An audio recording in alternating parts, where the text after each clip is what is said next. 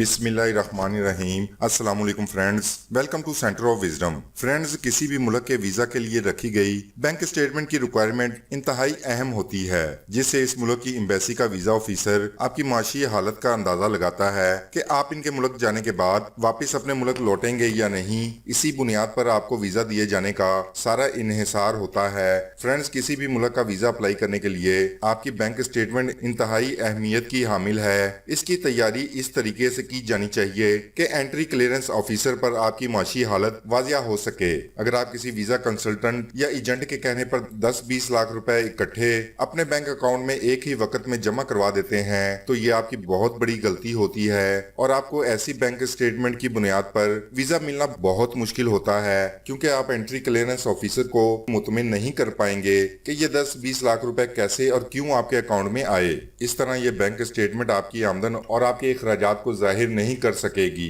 Friends, आपको बताते हैं कि आपने अपनी बैंक स्टेटमेंट को मेंटेन कैसे करना है। मसलन आपके पास लास्ट 6 मंथ की स्टेटमेंट प्रॉपर तरीके से मेंटेन है तो आपका वीजा लगने के ज्यादा से ज्यादा चांसेस होते हैं, क्योंकि एक मेंटेन बैंक स्टेटमेंट से एंट्री क्लियरेंस ऑफिसर को आपके फाइनेंशियल स्टेटस का अंदाजा आसानी से हो जाता है। मिसाल के तौर पर अगर आप किसी कंपनी या इदारे में जॉब करते हैं तो आपकी सैलरी जितनी भी है वो आपके बैंक अकाउंट में आनी चाहिए, जिसे आपने अपनी वीजा एप्लीकेशन में शो करना है। फर्ज करें आपकी तनख्वाह 50,000 रुपए है, वो आपके बैंक अकाउंट में आएगी तो आप अपने अखराजात भी शो करेंगे कि मेरे 25 या 30,000 रुपए मंथली अखराजात हैं। आपके अखराजात भी आपकी बैंक स्टेटमेंट से प्रूव होंगे।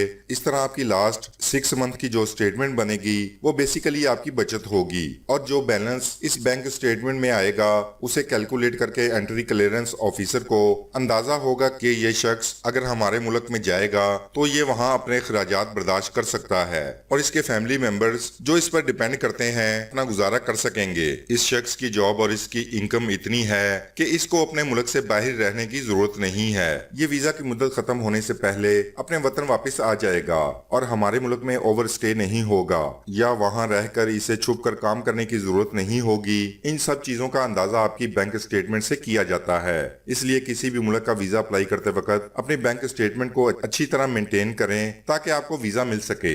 इसी तरह अगर आप बिजनेसमैन हैं तो आपके बिजनेस और पर्सनल अकाउंट की स्टेटमेंट्स भी इसी तरह मेंटेन होनी चाहिए और इनमें होने वाली ट्रांजैक्शन के जरिए ये साबित हो कि बिजनेस के सिलसिले में रकूम आपके अकाउंट में आती है और आप दूसरे बिजनेसमैन या कंपनियों को अदायगियां भी करते हैं। फ्रेंड्स, ये थी वीजा के हसूल के लिए बैंक स्टेटमेंट की अहमियत और इसे मेंटेन करने से मुतालिक मालूमात। उम्मीद है कि आपको पसंद आई होंगी। इसी के साथ इजाजत चाहेंगे। आप वीडियो को लाइक और शेयर जरूर कीजिएगा। चैनल पर नए आने वाले दोस्तों से गुजारिश है कि वो चैनल को सब्सक्राइब करके घंटी के आइकॉन को भी दबा दें ताकि हमारी नई आने वाली मालूमाती वीडियोस उन तक आसानी से पहुंचती रहें। Thanks for watching.